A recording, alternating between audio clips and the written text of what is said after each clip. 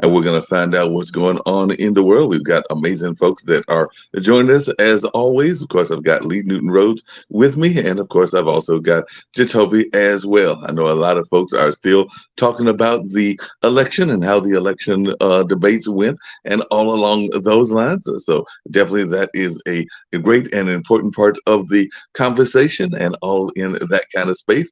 I've actually got the main computer about to work, and all in that kind of way. But one of the things I was going to say, and I would love to hear your thoughts, particularly since Lee, you've been involved in a number of things and have brought it up a couple of times, the importance of faith and morals and all in that space. And that was one of the things that I think came up in the debate at the end. And I guess the question I've got to ask for you as a presidential candidate and one that is out there is a president supposed to be the moral commander of the nation as well? Because that's kind of the implication that I think was given in some of the questions toward the end and all along those lines. But I was just wondering your thoughts about that, because when I was hearing the conversation, I was going like, that's an interesting twist. And it does seem like that's been coming up quite a bit in the last couple of elections. And I know that they had talked about how faith has been on the decline in the country, and that could be the beginning of a kind of precipice within the world and all of that, particularly in the United States and all in that space, because they were saying that maybe we're on a moral decline. And I don't know what your thoughts are on that and all along those lines, but that was something that came up in the debate, just like abortion and a number of other issues that we talked about yesterday. But I was just wondering your take on that from a independent standpoint, because I know that you're running not as a Democrat or a Republican, but just your thoughts, because you've even brought up some moral things with some of our guests and just in general. So I just wanted your take. My take, good morning, Mark and Toby. My take on that is adults, whether you like it or not, children look up to you. Whether you're an athlete or an actor or a politician, you can deny all you want and say you don't want to be a role model, but people idolize you depending on where you're falling, on the totem pole or whatever. And people look up to you, be like Mike or whatever it is. And you can push it away, but we're all role models, whether we're fathers, whether we're teachers, whether we're priests, presidents, or actors or athletes. We're role models. Our children, our students, our voters, our supporters look up to us, and they try to emulate on a certain level our behaviors, and whether it's hypocrisy or good role models. And we can either capitalize on that and use it as an impetus to improve ourselves or not. So your question in terms of as a president, yeah, but ideally presidents should be role models. Yeah. Toby, what's your take on that and everything? I just wanted your take along those lines, and whether you think that is something that should have been a topic in the debate, because it definitely was a undercurrent, and it definitely came up heavily toward the end of the debate. But I was just wondering your take. I mean, I completely agree with Lee. I mean, that's what it is we have to realize that kids watch what we do, regardless if we are, as Lee pointed out, be it a teacher, be it a janitor, be it a librarian, be it a police officer. Kids watch what we do, and what we do is influence the next generation. And one of the big things is a president, yes, is one of the biggest role models, because he sets the tone for not only kids, because kids always say, I mean, when we're growing up, hey, what do you want to be when you grow up? I want to be president. That's one of those things. So the president not only sets the tone for kids in our society, but also sets the tone for adults. And he gives leeway to adults to do particular things.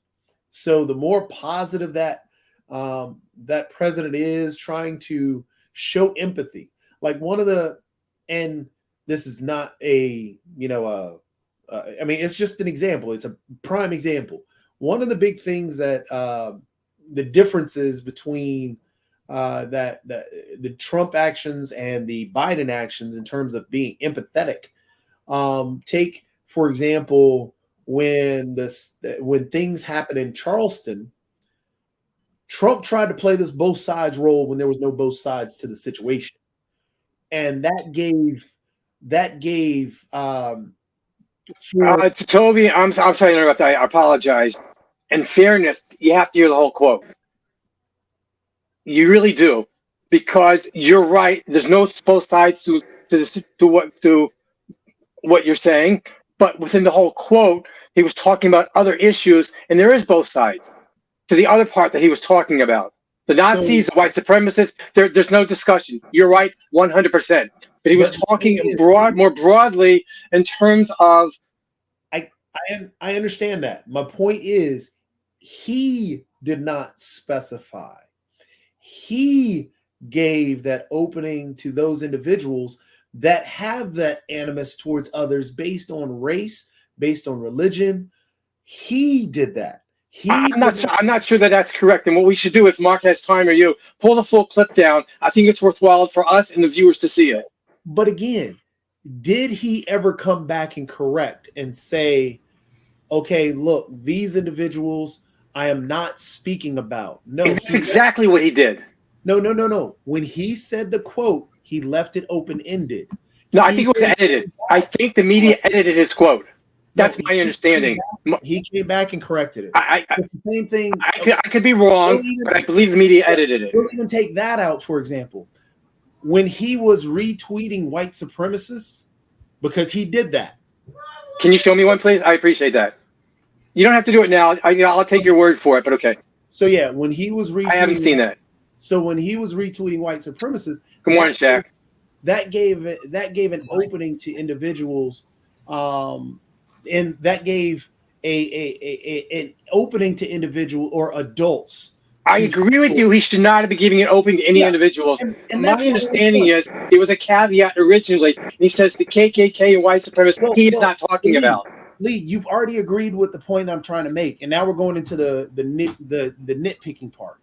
But if you agreed to that he should not give an opening, that is all I'm trying to say, is that he gave an opening, and that was a problem. And in doing so, in your opinion, he gave an opening. I think we need to tell the full quote in context. The clip would be. You agreed. No, I agree with you in theory, 100%. But the way But Lee, okay, fine. But that's what I'm saying. You agree in theory. You agree with what I'm saying is that he gave an opening. And no, I agree with you in theory. He should not be giving an opening. I don't believe he did. You believe he did. That's all I'm saying. Is that he giving that opening, that leads to a problem within our society where individuals such as the Boogaloo crew, the other groups that helped with the January 6th and so on and so forth. He gave an opening to those individuals to say that their racism was justified. That's what in their mind it told them. So take that as an example, how a president gives an opening to individuals. And then if you take, for instance, Biden hasn't had his issues, but his empathy is what I'm pointing out here. When he went to Maui and took a separate trip, even though the people in Hawaii were upset at how his lack of being there was very upsetting to them. But then once he got there and then took a separate trip to an actual religious or a very ceremonial place or a very important place to the people of Maui, that meant a lot to them. So it just speaking in terms of that empathy role, he was able to show empathy, and that empathy, that was the Biden thing that just happened in Maui. Biden showed empathy. Did you see how they greeted him? Again, I just stated, Lee, that they were upset at him when he got there. He took a separate trip, not a planned one, separate trip on that whole itinerary, and actually went to a very important place that the people of Maui appreciated that he took off on there. So he showed a separate side instead of doing the same routine. And even take one of the disasters where Trump went down and started tossing out. Did you see the clip of Biden speaking about his cat and his Corvette? I suppose to people losing children being cremated. His empathy for his cat and his Corvette. The cat and the Corvette. I missed that one as well, but okay. So Lee, this is why I'm just trying to point out the empathy side and people. Yeah, I didn't see the empathy from him. I did not see that. I saw Biden getting up there saying he had a kitchen fire when he was 100 miles away, which was nothing burger. Easy then. He almost lost his Corvette and a cat. Let's make this easy then. Who is more empathetic, Biden or Trump? Who is seen as more empathetic by the people? Trump. I believe Trump. No, Trump is not seen more empathetic by people. I believe that. I disagree with you. No, it's actually statistics and data and everything. We have it listed. So Biden is statistically seen as more empathetic by polls, by everything. It's more empathetic than Trump. We're looking at different polls and different clips. Go on, Mark.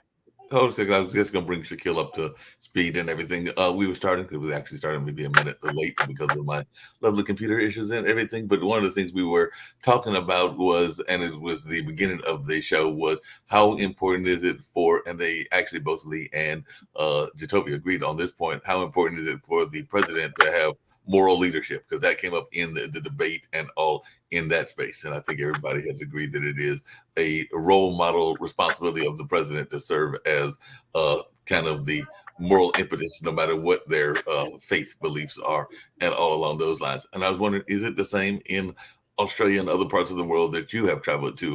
Are the leaders, whether it's Modi or whether it's the leader of Britain, seen not just as the leaders in terms of political, but are they also seen as spiritual leaders? Or do they, in some cases, like I know in Italy, they turned it over to the Vatican and to the Pope, moral leadership. But and in some places, there are even conversations about, having church leaders that are your moral leaders, whether that's a Billy Graham, whether that's a T.D. Jakes, whether that's a number of others that are out there and everything. But I was just wondering your take on that from a that issue being important, whether it is important on a global sense and everything.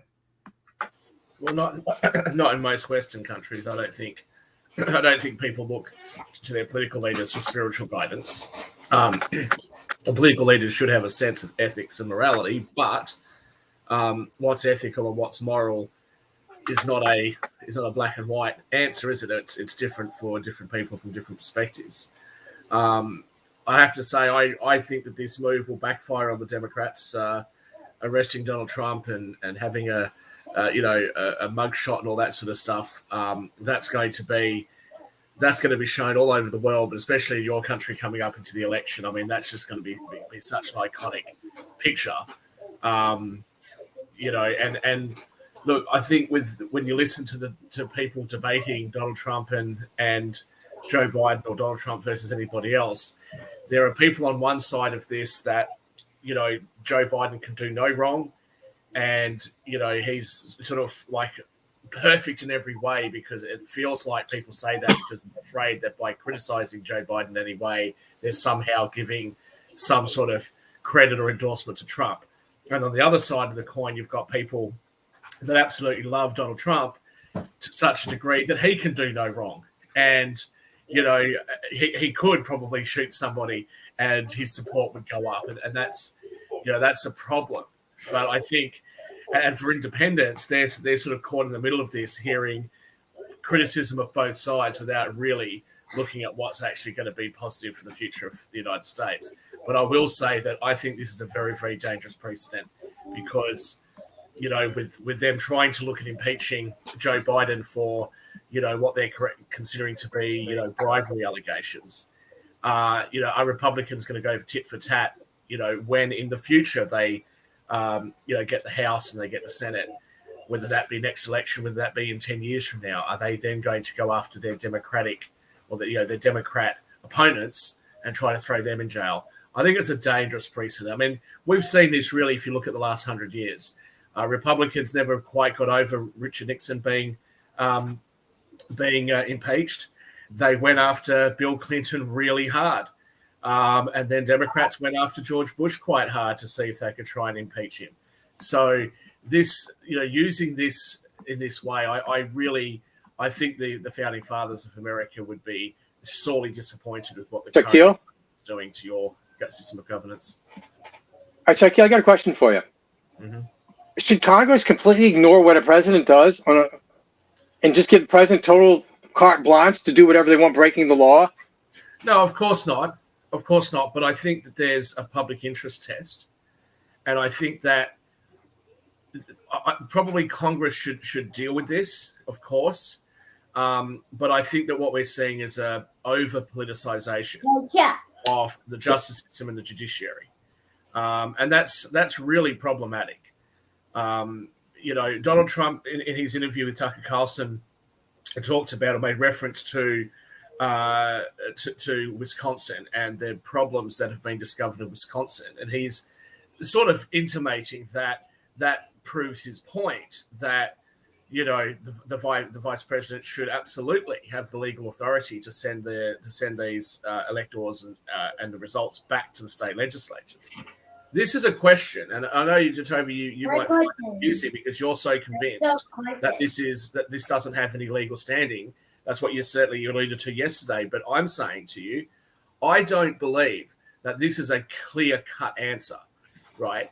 And the reality is that you do have lawyers that have given him advice that have said that he does have the right to do it. You've got other lawyers that say that he doesn't. And like most you had John Eastman who gave him that. There was one lawyer who really was the pivotal individual who gave him that information or that notion. Jatovi, you don't know that, Jatovi. You weren't subject. That's what it's already been documented. You're not subject to the briefings that Donald Trump got. You weren't there. You don't know. Neither do I. Shaq, the thing is, it doesn't say anywhere in the documents say that is what's going on. It doesn't say anywhere in the Constitution. Indicted in Georgia. Look, Jatovi, you're just a complete partisan, okay? I'm not. So whatever Democrats say, you're going to go with, and you believe. I'm not going to argue. Other lawyers that were involved in the fact of the matter is a legal issue. No, that's what the indictment. I'm reading what the indictment says. That's great. John Eastman was the lawyer. That's great. A legal issue. Idea. A legal issue has been brought up, and Vice President can challenge the election. That was where John Eastman came into play. That's why he's part of that indictment. He was the beginnings of it. So then John Eastman has been shot down by the other lawyers because the other lawyers, the other White House lawyers said that this is something that cannot happen and that has never happened and is not legal. It was a battle between John Eastman. Once again, you haven't negated what I said. Presumably Donald Trump. Okay, I'm not even going to bother. Donald, you're right. Everyone else is wrong as usual. I'm not even going to bother. I'm not going to battle and hold on a second. If you don't want to hear me talk, I'm not even going to bother. No, I was actually going to pivot, and I was actually going to get to Sasha in a minute. But I was going to pivot to something else that was very important. I think it was important in everything, but and it's. I think you even alluded to it one time, Lee, not on this show, but on another one. And I know Shaquille has and everything. But if you look back at past elections, a lot of times people are wanting to hear economic solutions. They wanted to know, what are you going to do to get us out of this situation that we're in, whether it's a recession or depression or whatever you want to call it and everything. And apparently that has been the reaction of some of the Wisconsin folks. Because one of the articles that I was reading, they were actually literally watching at one of the popular bars there in Wisconsin, and they were frustrated that they weren't hearing enough from the 8 candidates around policy details for how the candidates were going to improve the U.S. economy. Do you think that is, and this is for everybody, do you think that is a fair assessment? Because a lot of people were saying, the economy is their number one concern, and they were hearing a lot of these other kind of issues, including the issues that we talked about yesterday, when they really want to hear, what are you going to do to get me more dollars in my pocket and everything? So do you think that is a fair criticism from those that are in Wisconsin that were watching the debates? Because I've read that from a couple of articles. Anybody? Just leave it to Jacoby. I'm not. No, Sasha has a thought. So go ahead, Sasha. No, listen. I'm just curious. How is this politicians? Any one of them? There were 8 people in the debates. Do you see anyone who can somehow affect the economics and make lives of American better? I don't think that its economy depends on a single man with all his talents, whatever there might be, and he can turn it around, or he can affect it one way or another. I just don't see it that way. Economy is a huge complex of so many different enterprises, the industries, the world situation, and I just you can ask these questions as candidates if you wish, but I don't think that any answer would have any real meaning. Sasha, you don't think a president, good or bad, has an effect on the economy, regulations or executive orders, or how he pushes through Congress? I really don't, because any president, whether it's Republican or Democratic, they are making their decisions, with exception of maybe Trump, by consensus. They're discussing with all the advisors and people how one decision will affect the economy one way or another, so on. So therefore, I don't really see whether it's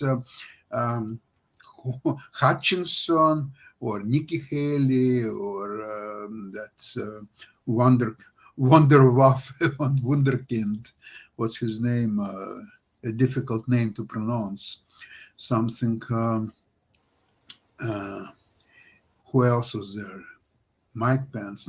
No. First of all, neither of them, perhaps with the exception of Nikki Haley, is presidential material. Number one. Number two, even Nikki Haley, because she's a woman, and I'm not so sure that America is ready for a woman president. Possibly not. So, Sasha, when you say nobody up there is presidential material, look, really, unfortunately for people like DeSantis, for his own sake, he might just be a bit too young. We're not used to having 40-something-year-old presidents, but Mike Pence. We ought to go back very far, Shaquille. I'm not saying that Mike Pence makes a good candidate or doesn't make a good candidate. I'm not saying that. But he certainly, you would think, would be presidential in that he was the VP. And if anything had have happened to Donald Trump, he would have become the president. So I think it's a bit of a misstatement to say that none of them. No, Shaquille, with Mike Pence, I would agree with you. He, although I disagreed with a lot of his policies, especially on abortion and so on, but he looks and he sounds presidential. I would agree with that. He is, he somehow he creates an aura of confidence whenever he speaks and how he speaks and what he says. Yeah, there is probably he did in that debate, the Republican debate there. I didn't think he came across like that with his debate with Kamala, and certainly the fly that was buzzing around that landed on his head didn't help. But look, that was a Pence I don't think we're used to seeing, and I would wonder whether his strategists and advisors have said to him, look, people fall asleep when they're listening to you talk. You need to have a bit more energy and a little bit more, power behind you. Vivek Ramaswamy, look, I think he did a pretty good job. He's new to politics. He's, He's so annoying. But you find him so annoying. Whenever he opens his mouth, it's you find him annoying. But I think he did a pretty good job of challenging some of the core ideas of some of the other Republicans. But I don't think, again, because he's very young, he's my age. He's very young. I don't think he's got any real pathway towards the presidency, to be honest. And people say, well, maybe he's vying for a VP position. I can't really see that either, to be honest. No, but he already declared he's not interested in VP position. Well, yeah, but maybe so maybe his reasons for being up there are for other reasons. Maybe he thinks it'll help him in business or so. I don't know. I don't know what his motivations are. But certainly when it comes to the VP position as well, I can't really imagine Ron DeSantis, for example, wanting to be Trump's VP. It just wouldn't work. There'd be too much of a clash there. Pretty much the same as what happened in 2016. You know, Ted Cruz was never going to be Donald Trump's VP, which was something that had been talked about for a while there. Nikki Haley, you could see that happening. But for the others, you know, you're not going to have Chris Christie because he doesn't like Donald Trump. So there's no chance that's going to happen. No. Hutchison and the guy from North Dakota, I mean, they've got no shot. I'm not even sure why they're on the stage. Agreed. So, but Nikki Haley, the problem Jackie, could you predict Kamala Harris being a VP for Biden? Yeah, I could, and the reason why is because of how he limited who the VP role was going to go to. I didn't think that she was going to make a good VP, which is it's a pity because I actually like her. You might find that surprising. I actually like her, and I think that some of what she gets criticized for example, for cackling and all that sort of stuff. Some of that I think is just being nervous, but some of that I think is because she's a reasonably personable person. So if you sit down with her and talk to her, she's going to laugh. You're going to laugh. You know, that's her way of trying to break the ice. And I think that what's happened is she's been put into a role, and she's sort of been thrown under the bus a little bit. Like, for example, making her the person who's in charge of the border, but she's not the person who's actually passed all these border laws. So she's sort of stuck in this weird kind of position. What is she supposed to do?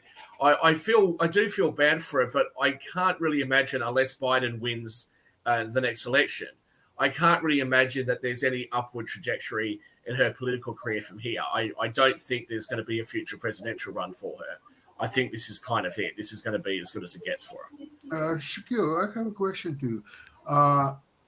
Optically, the Nikki Haley as the candidate for vice president looks fine until you listen to actually debates, and on every question she is completely contradictory to Trump. So how Trump can select someone who is contradicting him on almost every issue? And if his goal is to have a woman vice president, he has to look outside. He might as well talk to this woman who he raped and offer her vice presidency. And I think it's going to be a difficult thing for anybody, whether it be Nikki Haley or anybody else, to want to be Trump's VP as well, right? Because there's a tendency to realize that there's going to be a lot of poison or toxicity around Donald Trump, and what's the potential repercussions on your career afterwards. So she may not want the role, but I think that Donald Trump's going to really struggle, especially on the abortion issue, if he doesn't have a woman VP.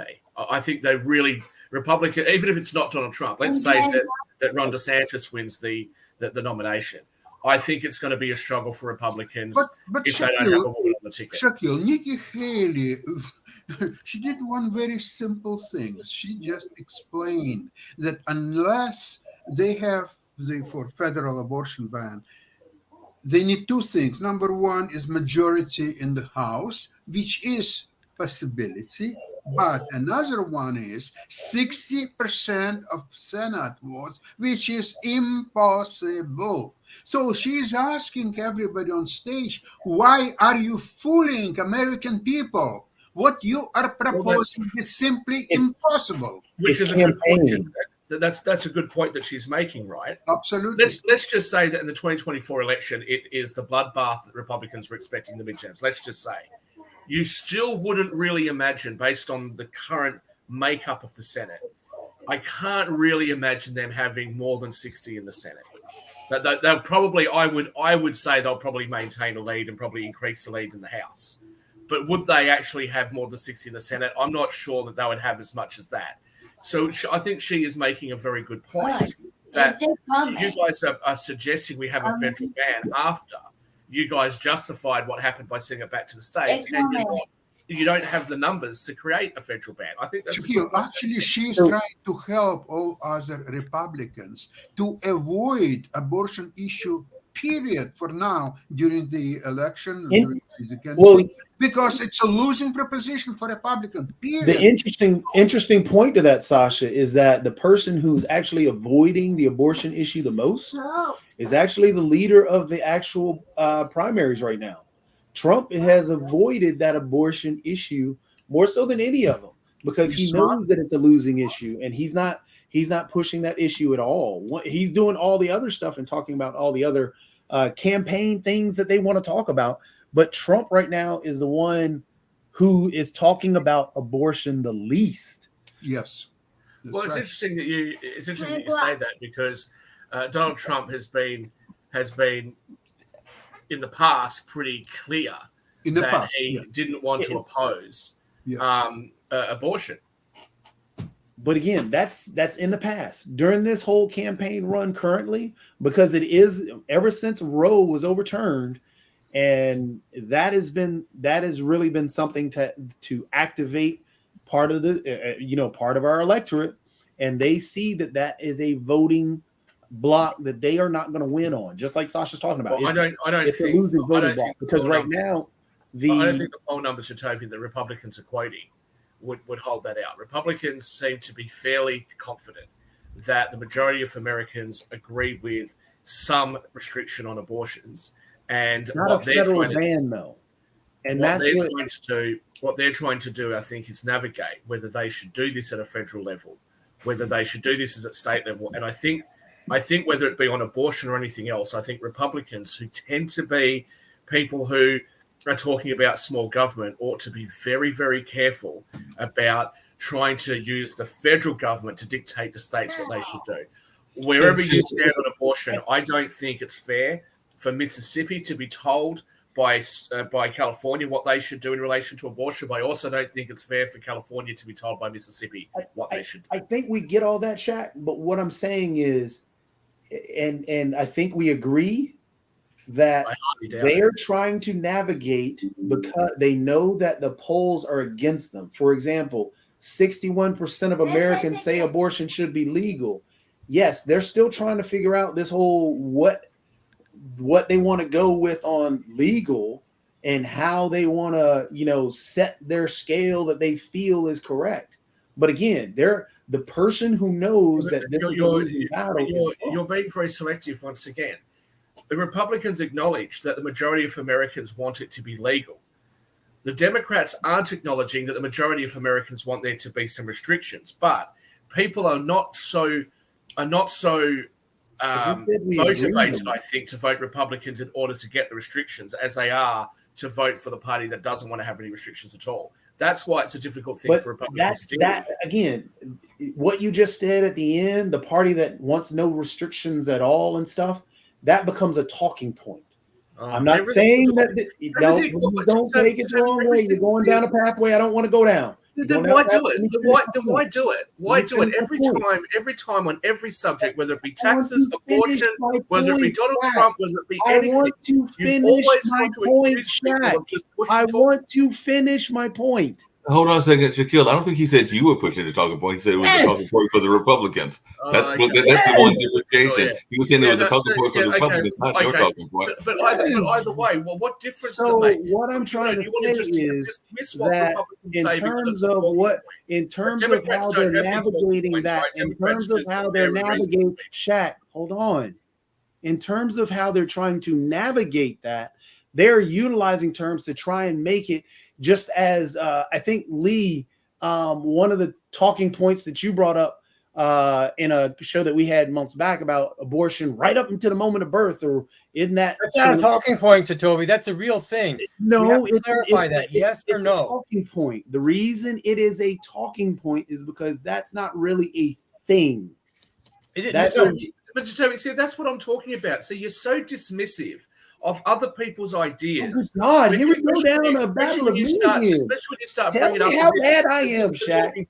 Keep Right? going. How When horrible a Democrats- person I am. When Democrats Because talk I about can't these, get out a point when to Democrats finish my point that I'm when discussing when and Democrats telling come you out and what I'm say trying things like to you're just say, taking away you women's take it healthcare down a choices. whole other path. Of So course. please All right, Mr. stop Perfect. being Hold so on a second. sensitive. Hold on a second. Hold on. No, Hold no, on. no. Because let's All I'm just saying Hold is on. that let's just all Jacoby, disagree, and and we'll Shaquille, all hear the hold criticism. on Go a ahead, second. Mark. Hold on. Dad, It's Hold not on. like Democrats having Dad, talking points. It's not like Democrats Dad, push anything. Not at you're all. in a happy It's just flower your shirt. side's Be perfect, happy. you're perfect, and You're in a everybody else who happy is 1 mood. millimeter on the Stop, right Dad, of you is somehow laugh. the enemy. Be the happy fat guy. Mark, take it away. Jacoby, hold on a second. One thing is, I do hear what Shaquille is saying, because definitely both parties do have talking points and they have their lobbying points and all. And I definitely see what he's saying in that Mark, we regard. also have Definitely, they questions, have too. different things that are their issues that they are concerned about, that can be considered talking points. And speaking of talking points, that's where I was actually going to go, because there is another part of the debate that happened, which was, and we kind of talked about it yesterday, which is departments that are being politicized. And apparently one of those departments is being politicized against another major target. I don't know if you want to go against the target, and I'd love to hear what folks have got to say. But apparently the U.S. Department of Justice recently, like in today or yesterday, is suing SpaceX because they're alleging that they were hiring discrimination against refugees and asylum recipients. So they're going after Elon Musk's SpaceX because apparently they are saying that he had some hiring practices that are discriminatory, particularly against some of the migrant community and everything. Is this a case of that political nature of the Department of Justice? And is this going down, to use Jacoby's word, a rabbit hole that they don't necessarily want to go down either? And I'd love to hear folks' thoughts about this, because when I saw this going, I'm like, do you really want to take on Elon Musk and everything? And even if there is some justification to what the people are saying, and there may be actually legitimate claims, because I haven't studied the whole case to see what the case is, but there definitely looks like you're going after a major part of one of the elite in the United States and everything. So any thoughts around the Department of Justice going after SpaceX? I have a problem because you have the government who has age cutoffs on their hiring practices. Why is that not age discrimination? The FBI, the military. If you're over 40 or whatever the age is, they won't hire you. Why are they allowed to get away with that? Hold on a second. It's not just the government, because I think a show many months ago, I brought up the case, and I've brought up family members before, but mom who was ran a major foundation here in North Carolina, also was on a pretty decent sized bank board. It was the Truist Bank and everything. And I know that she was forced off, and she's very much coherent even at her current age and everything. But I want to say it was when she was in her 60s or maybe pushing near 70s that she had to go off of the bank board because they had that limitation around age, to your point, Lee, and everything. But she's still very coherent.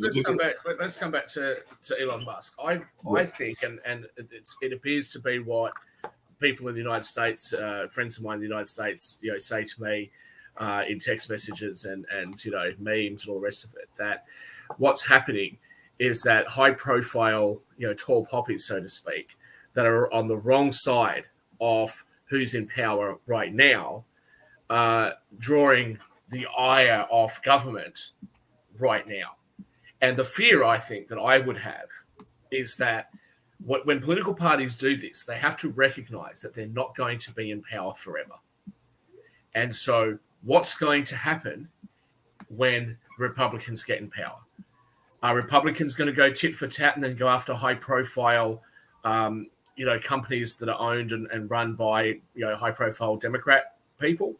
This is not the sort of country that I think anybody would want to live in. I think both parties should just stop it and just knock it off. But if there is a legitimate claim of discrimination with SpaceX, look, fair enough. But I can tell you, when you've got so many laws and regulations that the US government can't even tell you how many laws and regulations they've got, what that actually does is it means that any person walking down the street in America could at any given time be subject to arrest and prosecution for some bizarre law that nobody's heard of. Because if somebody wants to get you bad enough, they can, read through and just try to find something and then use it against you. And I brought up this case once before where a gentleman was importing fish from somewhere in South America. And the government, after he'd been doing it for 15 years, the government in the United States decided that they had interpreted one of the regulations in such a way that he wasn't allowed to do it. Now, there was a very good argument that he was allowed to do it. What ended up happening was, not only did he lose everything, but he ended up going to jail for 8 years. And during that 8-year period of time that he was in jail, his wife left him, his kids are all grown up. This is a devastating thing that you can do to people. And I don't think it's fair. And I actually would argue, if I was an American, I would make an argument that it's unconstitutional to have the legislative body that creates laws that are that opaque and that numerous that nobody could possibly. Shaquille, 2 points. One is, a lot of these laws are not coming from the legislative body. They're coming from federal agencies. So they're really not laws.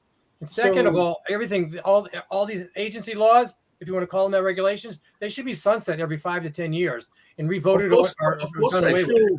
And we've talked about this before. It's a cop-out for the legislature to say, I'm going to pass a law saying that you must abide by all the regulations, and then have unelected people write regulations in such a way that oftentimes you've got regulations from different agencies that completely contradict each other. This is just a nonsense. I can tell you that I'm very heavily involved. I'm sorry, Joe, just let me finish this. I'm very heavily involved in the gaming industry, obviously, because I have a vast interest in horses and greyhounds, but also, a fairly significant involvement with bookmaking and sports books around the world. Now, going back 15, 20 years ago, a gentleman was on holidays in the United States, but he was the CEO or a board director of a gaming company in Europe. And the allegation made, I think it was Louisiana, but don't quote me on that. The allegation made was that his company took bets from people in Louisiana, which was against law. And he was arrested and prosecuted for it. Now, I don't know exactly what the outcome was. I believe that he actually was able to make some sort of settlement and go back home. But it's that sort of thing where I've then asked the question, if I was to ever go to the United States, and I was to run a company that was involved in gaming outside of the US, what does the law say? And you're told, well, go get a lawyer. But the lawyers don't know either. And that's the sort of thing that I'm saying. When you've got too much regulation, people are either going to have to take a chance and hope for the best, or they're not going to do it in the first place. That's not the way to run a company that's conducive to supporting small business and creating the right environment for entrepreneurs to want to set up. Hey, Shaquille, along those same lines, there have been a number of cases. I can even say that North Carolina is one of them, where a party or people have what seems to be like unabated power and all in that space, so they are able to have control over the way that they want things to go. There is definitely talk, not just in North Carolina, but in other states, about the super majorities and how they can literally overturn a governor's veto and all in that space. We've seen that on a number of issues here in North Carolina and over there in Oklahoma. And we talked about that before, was what Ryan Walters was doing. He basically said, don't test me, after forcing out the Tulsa superintendent. I have an answer for you, Mark, but why don't we let Jatovi speak, because he was trying to say something before, and then I'm happy to answer your question about what I think of that. Okay. Oh, I was just going to say, I mean, in terms of the tough thing with, I agree that there are too many laws, but the laws also are not only federal, but they're also state. There are tons of state laws that are outdated as well from years back, but we just don't realize that, laws have been instituted since the country's been founded. So there are a lot of laws that are still there that, we need to go back and look, but we're not going to have the legislature themselves go that. That's going to be a lot of work for them to do, not only now, but then even going back through. So we got to figure out some way, maybe use the National Archives to go back through these laws and bring those laws back up. Wait, what do you mean? It's too much work for them? That's what they're getting paid for. You and I have to abide by them. We have to be familiar. These guys don't. I get that. But what I'm stating is that we are going to have to figure out a way to make that happen. Streamline it. I get that. We know that right now I'm not going to sit here and say that the House and Senate or the legislature itself doesn't work, and they never really have time. They have some time, but to go through 400 years of laws. Toby, have you seen the size of the bills that they're signing in Congress? How many pages these things are? Yeah, I get that. But what I'm talking about, there are laws on the book from hundreds of years ago I get that. that still need to be that's the removed. point, Toby. But that's the point. If the politicians are going to say we don't have time to read it, how can they expect the citizenry to have time to read it and But comply? Shaq, I'm talking about bills from 100 years ago. Yeah, but if they're still in, if those bills are still there, So how we're can looking they at expect the bills citizenry to currently abide by all of that this? they're complaining about. They don't have time to read, and they're doing a lot. Which I'll admit, yes, some are doing a whole lot, and some are actually trying to write laws, and some are trying to meet with citizenry and do a lot of stuff. But I mean, there are entire laws out there that are outdated that don't even make any sense. I think there's some laws about that are related to the circus when circuses were traveling that are still on the books. There are laws about people's moral habits that are still on the books. There are a number of laws that are still on the books that don't make any sense. And I don't know that because there's like entire books about the existing laws that exist that are funny that still exists, whether it's in North Carolina, whether it's in New York, or whether it's in a number of other places. Because I think there's a law in New York about something that had to do, I don't remember the exact nature, but it has something to do with the circus time and the vaudeville time and all along those lines. So for that portion, we're looking at another grouping, maybe within the legislature. Maybe they grab a whole another group of individuals, create a new committee, and go from there. I think where we started talking about the politicization, for example, the Justice part, the situation with Elon Musk and the hiring practices, the politicization of the Justice Department, because there's no, it's not the side or the left or the right that's going after Elon Musk. It's the Justice Department itself, and because Elon falls upon a politicized side, it's easy for him and it's easy for those who like him to say that it's politicized. It's the same thing when you think about Bill Gates and Microsoft, George Soros and blah, blah, blah. Hunter Biden and Joe Biden not acknowledging his granddaughter. Yeah, same sort of thing. I don't know how that fits into talking about the Justice Department coming after somebody. Okay, that was just dropping in. Hunter Biden getting a sweetheart deal on his taxes that nobody else is getting. He's a private citizen. And gun charges. He's a private citizen, is he not? Is he a private citizen? I hear your point. I mean, if he's a private citizen, why? You were going to answer my question, and I guess about the whole notion of super government. You really want to try and suggest Hunter Biden is just a normal rabbit hole. I'm going to just a normal private citizen, right? You stop this rabbit hole. Shaq, you're not listening to what I'm saying. Let me get to my point, please, Shaq. I love your flower. Is that what happens every day for other people? Sasha, you haven't been to court with Secret Service detail. Anyone else here been to court with Secret Service detail? You're not listening to where I'm going with the private citizen like everybody else. Hold on 1 second. Thank you.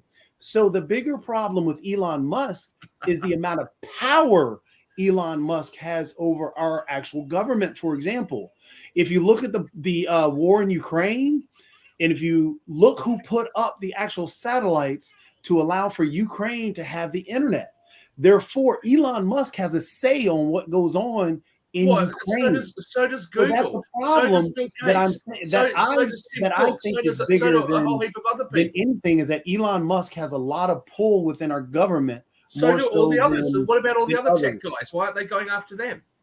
Why aren't they going after the CEO of Google, Facebook, whataboutism, Microsoft, etc., Apple? They have gone after Microsoft. There's actually a legal case that's blocking Microsoft from acquiring another gaming company. Activision. I mean, you're giving me a whataboutism. How does that negate? It's either a talking point or it's a whataboutism. Whatever dismisses, whatever you can do to be dismissive. But you're dismissing the point that I made about Elon Musk having power in the government. So what? A lot of people have power in the government, but I do have the result of a poll. He's a private citizen that has the result of the poll. I have the result of it's not a complete result, but this is a breakdown of the poll of the Republican. And I had to put them in two groups because the poll only takes 4 people. The first group is Ron DeSantis, Mike Pence, Chris Christie, and Nikki Haley. I gave them group number 1. Of that, Ron DeSantis, now there were 1,010 people who looked at the poll. 26 people voted, showing voter apathy. Of that, Ron DeSantis received 42% of the votes that he won the debate. Mike Pence, 0, which was quite shocking. Chris Christie, 8%. Nikki Haley, 50%. By the way, it's been consistent that Nikki Haley is the leader, at least in the polls on. Interesting. Okay, that's what I thought. I think what was good. Now, What was good with her is we she have had a group female number on the 2. stage, and she was able Okay, to hold be on. more We have moderate. group number 2. Group number 2 is Tim Scott, Asa Hutchinson, Doug Burgum, and Vivek Ramaswamy. Okay, of that, Tim Scott, 23%. Asa Hutchinson, 8%. Doug Burgum, 8%. Vivek Ramaswamy, 62%. Now remember, he's not in with the rest of the people. No, but you Now, should do a my third humble poll opinion- now. Vivek My humble and opinion, Nikki. Vivek Ramaswamy is horrible. He doesn't know the issues. I agree with Nikki Haley. He doesn't have a clue of foreign policy. He is a complete wingnut. Climate change doesn't exist. Donald Trump is innocent on all charges. And he's just a nut. And he comes across as a nut. Well, it certainly hurt his cause. But let me just say something. It certainly hurt his cause when he said climate change is a hoax. He shouldn't have said that. Even if he believed it, he shouldn't have said that because there's other ways of articulating that. But in a general election, but you would have to say that he did a pretty good job. In my opinion, he did a pretty good job of being able to draw a lot of attention to himself. Because he was sitting there. He's sitting there at the primaries as a relatively unknown. And he managed to fit questions and attention from everybody else, which has elevated his position. I think he actually handled that about as well as he was ever going to be able to. I don't think he's got a realistic. Let's just get real. Hold on a second, just really quickly, Nick. He was horrible. Really quickly, one thing that comes back to what I asked Shaquille earlier and everything. But there is with that debate, there is a sliding amount because I think you're supposed to have a certain threshold. You're supposed to have a certain amount of donors, and apparently the debate field is going to be narrowed because I want to say that both Asa Hutchinson and Burkham have not reached that threshold. So we might only have 6 on the debate stage next time if others don't drop out and everything. Because I think that was an issue that came up even with the power structure and the way the debates are being structured. I would agree. Asa Hutchinson and Doug Burgum. Mark, let's invite them to our show because their political career on Fox is probably over. Okay. And here's the sad part. All the adults in the room got crucified. The adults, at least on the poll I did, Mike Pence, Asa Hutchinson, Doug Burgum, forget it because people don't buy adults. They want 15 minutes. His first couple of answers, he almost looked nervous. Who did? Hutchinson was what? He was the governor of Arkansas back in the days when they had horses and carts. I mean, who is this guy? He's like governor 400 years old. Yeah, what do you expect young people to do? To come out and say, "Yeah, I want my great grandfather to be the next president"? He's toast, man. He has no charisma. And so hold on a second. I know speaking of charisma, I know we're going to wind down because we got Sasha show very shortly. Hold on a second. I know we're going to wind down because I know we got Sasha show very shortly. I was actually going to tease Sasha because apparently, one of the things that they talked about in terms of getting the F-16s to Ukraine was that they needed to train the Ukrainian pilots how to fly the F-16s. Well, apparently some of the American pilots don't know how to fly them either because an F-16 military jet crashed near San Diego earlier today and everything. So maybe the folks from Ukraine need to teach the folks from the U.S. how to fly the plane. And I was wondering your thoughts around that because I did see that article that there was I would like to correct you.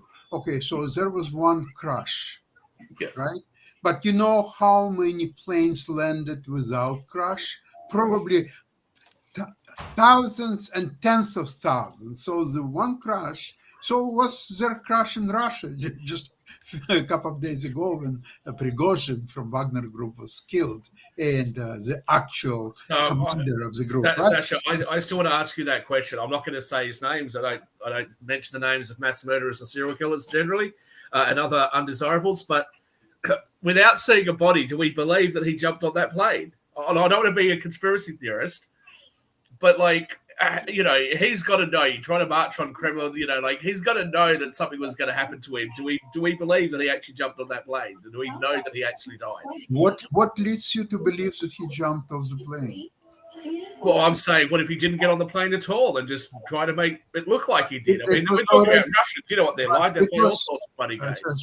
Well, it was already acknowledged by Russian government, and Putin had a speech where he acknowledged that he knew him from the early 90s, and he was a man of difficult fate, which is true. And, one day, all of us will die, right? So some people will die sooner than later. And in Prigozhin's case, it was the sooner, actually.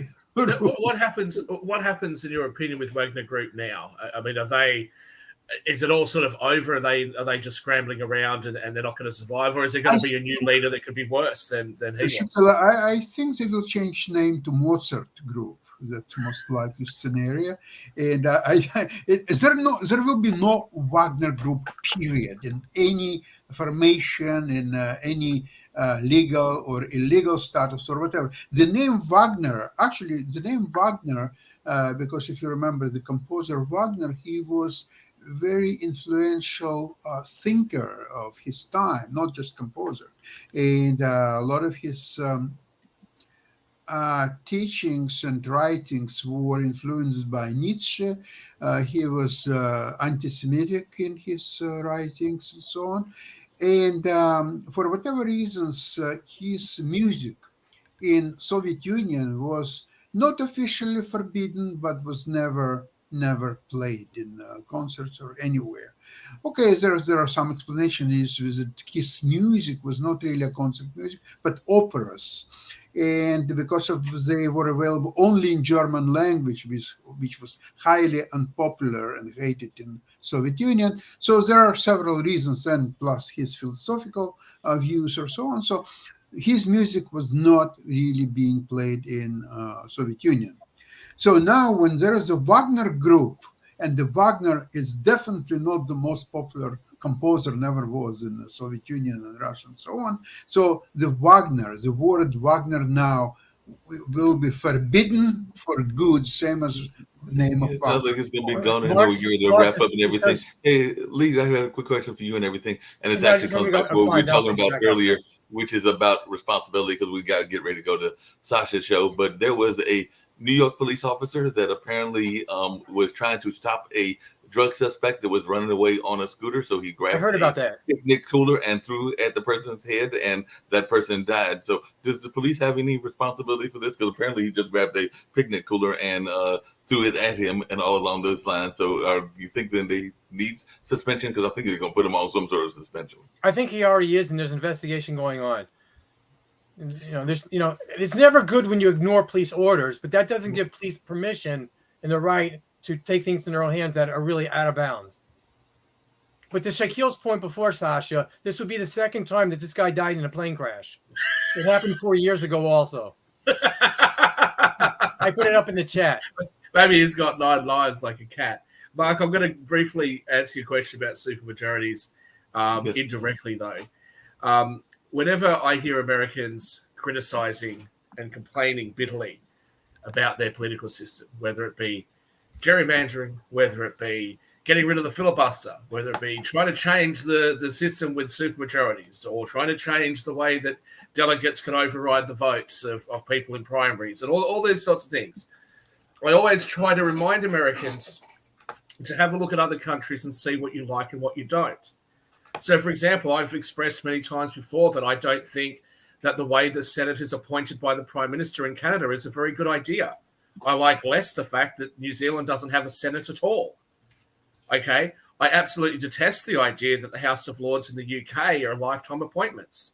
So you have to look around at other types of systems and other types of countries, and then work out what you think is good and what you think is not good. You can't just throw everything out all the time because you don't like it for right now today. And I think Americans will be well served to look back in history to find out why things are the way they are before they try to throw it away. Because you don't throw the baby out with the bathwater, as the old saying goes. And we're going to get out of here. I did see the other thing I was going to get to, and we can talk about that on next week and everything. But apparently BRICS is hoping that their expanded BRICS is going to, in the quote of the Chinese leader, turn the world upside down. So that ought to be interesting. There's absolutely no question that BRICS is going to increase its membership and increase its dominance in the world. And at the end of the day, I would commend the Chinese and those BRICS nations for taking their economic futures into their own hands. It is an absolute disgrace that our nations are continuing to do nothing to try to improve our trade, not just with other nations. We won't even trade with each other. And for as long as that goes on, we are eroding the future of our children, and we're eroding our own economic strength. And our politicians and our business leaders must be vocal about this if we care at all about the ideals that we say we care about. Yep, so you're assuming it's incompetence and not intentional. I think it's a combination of both, but I will normally go with with incompetence rather than nefariousness. Okay, well, it could be both of those. Yeah, could be both of those, and we'll have some guests that actually be talking about politics next week, and I'll be sending the notes as to who those guests are. But we do have some that are coming on next week, and hopefully we'll see Steve and other folks on Monday as well. I know we've got some other programming during the course of the weekend, including one that deals with Latin America and all in that space, because that is Que Pasa Mujer, which is What's Up Mother, and that show airs on Sundays at 4 o'clock. So we got a number of shows that'll be on during the course of the weekend and everything. So hopefully folks will be staying tuned to podtv.tv, and we'll catch us fine folks on Monday of this coming week and everything. So look forward to seeing y'all at that time. Take care. Have a good weekend. God bless. God bless to you as well.